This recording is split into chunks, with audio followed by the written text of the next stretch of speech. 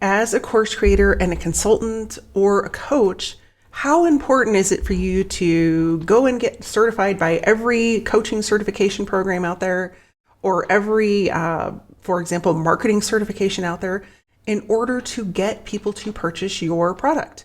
That's the topic of this week's ACC-TV. It's something I get asked about by clients and potential clients all the time. Like, don't these certifications matter? I've invested so much time and energy into them. So stay tuned for this week's ACC-TV to find out the answer of whether or not those certifications actually matter, and if they do, where to use them. And then, of course, if you're new to the channel, you may not know that there is a bonus included at the end of the episode. So stay tuned for the bonus, and be sure to watch the entire video because the bonus is at the end. So let's dive in. Really, you have all these different certifications from different coaching institutes, for example, or say you're a marketer and you go and get all these marketing certifications. And so this came up recently when I was working with some contract clients, and they said, well, isn't that important? Like, I have all these certifications and I've done all this work, and now I have all of these things that I should be putting all over my website, right?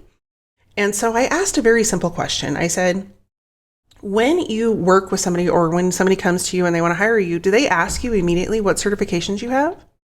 Do you go, for example, to the dentist and you say, hey, where did you get your dental degree?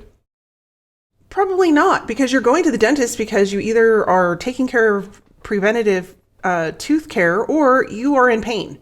And the only thing you care about at that moment is, are you going to make it hurt less? And will the dental technique you're going to do will it hurt when you're doing it, or can you put me out of misery? And so, as the short answer goes, no, it doesn't really matter to your customers. However, it can do a whole lot of good in pushing people towards making a decision. So how do we clarify that? That gets a little bit mushy in the middle there, and I understand that.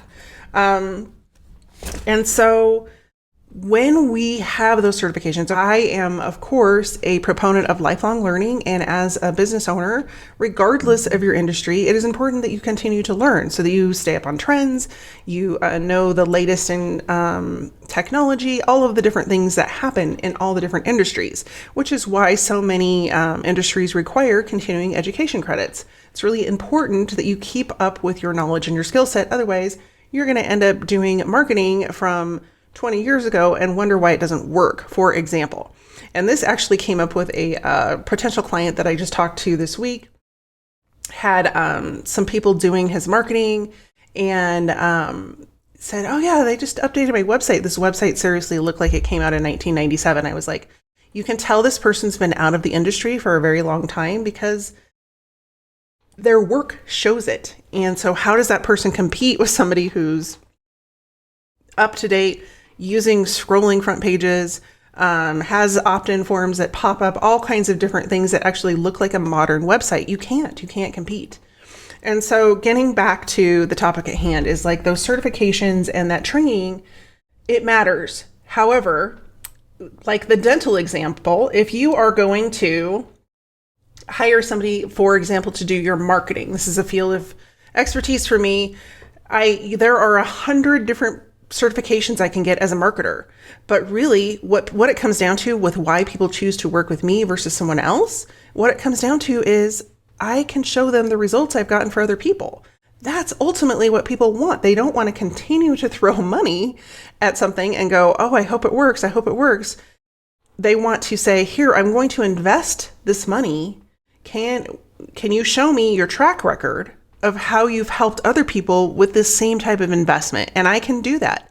A lot of other people will continue to go and get those certifications and all of those things and tout that as their expertise. But in the ultimate end result is, if you cannot get a business more clients, are you really good at what you do? And so as I'm going through this, these different examples that I came up with, that was one that I came up with is, if I told you I had certifications from HubSpot and Digital Marketer and Social Media Examiner, you would be like, oh, that's great. I don't even know what those things are for the most part. But to have those on my website, that's one thing, because it shows that I am invested in my continuing education, whether that's StoryBrand or whatever that might be. And so there are different places that you can put that, but ultimately touting with that outside of the door of, those are the things that you've completed, even as a new business owner, are not going to help you get clients. So one more example, and this is one that everybody can relate to, and that is like when you went to your latest restaurant, did you go up to the chef and say, hey, where did you get your culinary degree? Probably not. You based your decision on reviews from happy customers or from a recommendation from a friend, or maybe a local newspaper had a write-up about that restaurant and how great their food was. And so when you're thinking about all those programs that you've invested in, yes, they're important for your benefit and for your education, but to kind of stand on those as a marketing pillar is really not going to help you attract new customers. And so let's talk a little bit more in depth, for example, the coaching industry. And all of these different industries have continuing education. Well, what's their number one goal? Their number one goal is to sell more coaching programs, just like your number one goal is to sell whatever product you have or whatever course or whatever digital offering you have. And so their goal, of course, they're going to tell you need all these certifications because their goal is to sell more of those certifications. So to test, whether or not that certification is important or whether it resonates with your clients, ask them. Just straight out ask, hey, do you know what so-and-so coaching certification means? Or have you heard of so-and-so coaching certification? If they say no, that's a pretty good indicator that you don't need to include it in your marketing. And or you need to put it in there at a minimum. And so instead of focusing on that and creating that as your authority, instead, it's much better to have your authority be about the people that you're helping. And so before you decide to invest in additional certifications, and that doesn't necessarily just mean financially, a lot of these certification programs take months or years, and they take a long time to go through them. If you're getting the knowledge out of that program, 100% keep going and have that be your way that you fill your cup for your industry knowledge and the way that you help people. But if you're just doing it just to get the kind of name brand of that certification to put on your resume, as we would put it, then I want you to consider pausing and saying, okay, what is the benefit analysis of getting this certification program? Because I know a lot of different coaches and consultants out there that don't have any of those certifications, and they are exceptional at their jobs. And it's because they dig in with their clients and they dive into what is really going to help that individual move forward. And a lot of that comes from experience, not training. And so I just want to give you the opportunity to take pause for a minute, think about, why you're investing in something and how much time you're putting into it, and is it going to pay off in revenue? Because if it isn't, then it's time to stop, re-navigate, and move yourself and your business in a new direction that is going to generate revenue. And then another client I had come, and they're like, oh, I have all these awards that I've gotten from all these outside industries. And I was like, that's so awesome. You should hang those on your wall. Because basically those accolades and those awards and different things are a great way to say, hey, great job, but no one else really cares. Even if you go to a local dry cleaner, for example, and they have, number one dry cleaner in whatever town, Louisville, Colorado for 10 years in a row. Well, I don't care. Are you going to get my clothes clean? Because that's what I really care about. And so I think those accolades, we like to add a little bit of self-importance to them and say, hey, I got all these awards and they're really great and I'm really great and da-da-da. But the only people that are really impacted by those awards are the person receiving the award and the person giving the award. Because when it comes down to making a decision, I don't know anyone who makes a decision based on whether or not somebody has 10 or 11 awards or they don't have any awards. They make decisions based on, is this person going to solve my problem and give me the end result that I want, or are they not? Because in the end game, your clients want to be out of pain and to get to the transformative state that they are craving. And so I'm going to do another episode about creating the transformation for your customers, but that is a big miss when it comes to people creating marketing material, especially copy. And so some better ways to emphasize your authority are through testimonials, especially video testimonials, if you can gather those, but any kind of testimonial that specifically spells out, Phil helped me accomplish blank. Sally helped me get to blank in my business. Whatever that testimonial is, especially if it talks about your product and service and how your specific product or service helped that person get to whatever the transformation is, those are very powerful. And you want to use those in multiple places throughout your website. Because the other thing that I find people do with those testimonials is they put them all on one place and they think that people go to that page and they read all those testimonials. They don't. So if you have them powerfully plugged into different places of your marketing, and I'm not just saying on your website, but don't put them all on one page if it's your website specifically. Plug them into different spots. So if it's a landing page, you want to have sales testimonials on there. If you have a social media post and you're promoting a launch and maybe somebody went through your previous launch, you want to have a testimonial about their experience going through that launch or through that promotion or through that training that you're giving, whatever it might be.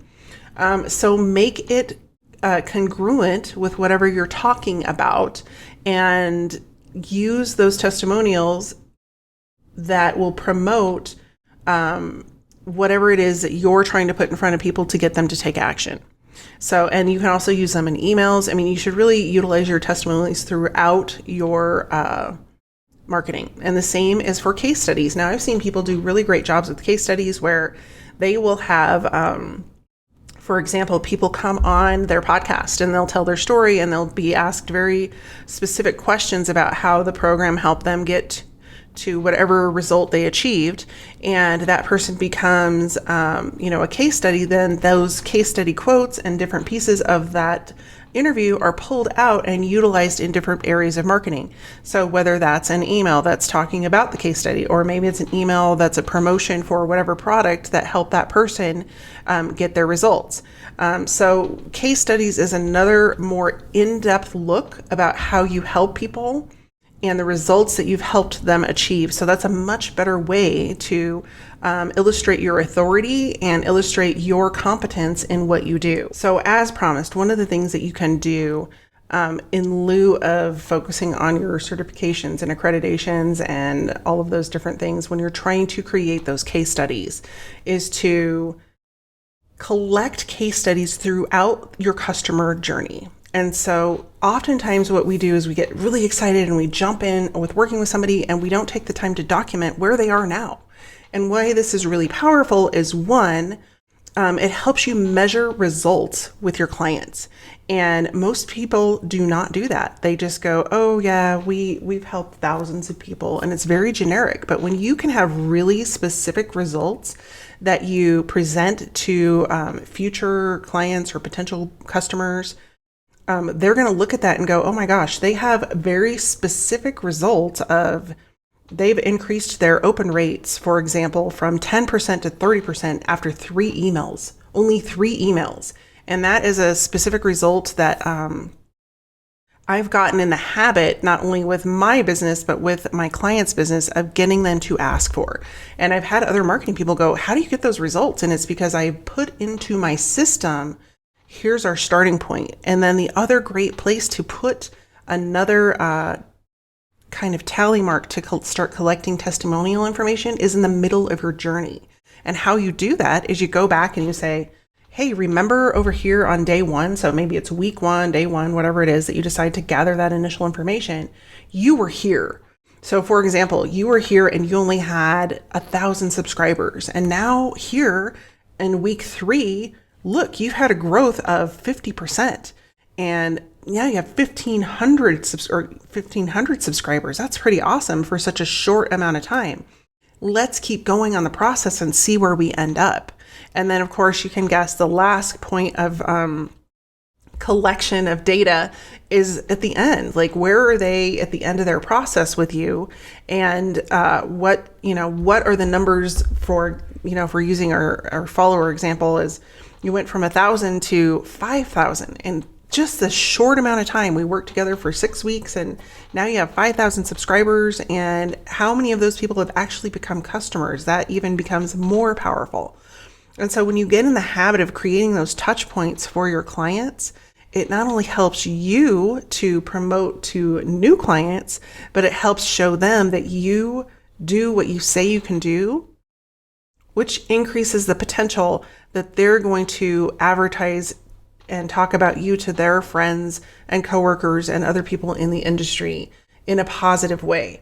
And I think a lot of people miss this because they're really worried about just getting to the end result and working through the process. And so I would encourage you to add those 3 steps into whatever process you work your clients through, and keep focused on those 3 areas throughout the process, because it's going to help you, again, create those case studies and those testimonials, but also show your clients a visual process of here we are.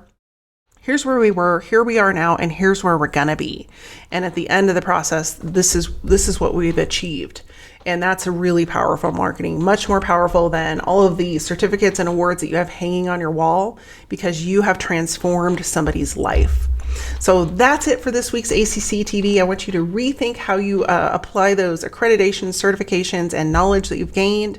And instead, for your marketing, instead of focusing on that, I want you to focus on how you help other people transform their lives. I have created a brand new free download for you. And it's so, one of the questions I get all the time is about strategy. Like, how do I create a strategy? What do I need to do with my strategy? And there's so much miscommunication about strategy out there that I wanted to create a guide that you can go to, you can print out and say, hey, here's the actual way to create a strategy. And so that's what I've done. I've put together the 11 mistakes that most people make when creating their strategy and how to fix them. It is a workbook you can go through, you can answer the questions, and then you can take those answers and put it together to create your strategy map. And so if you are struggling with what to put out there, what content to create, and how to drive it back to selling your products and services, this is the guide for you. You can grab it at elisaconnor.com/strategy guide, all one word. So go and grab your copy today so you can solidify your strategy and stop making all the strategy mistakes that so many small business owners make when they start marketing their business. I will see you next week. In the meantime, be well and take care.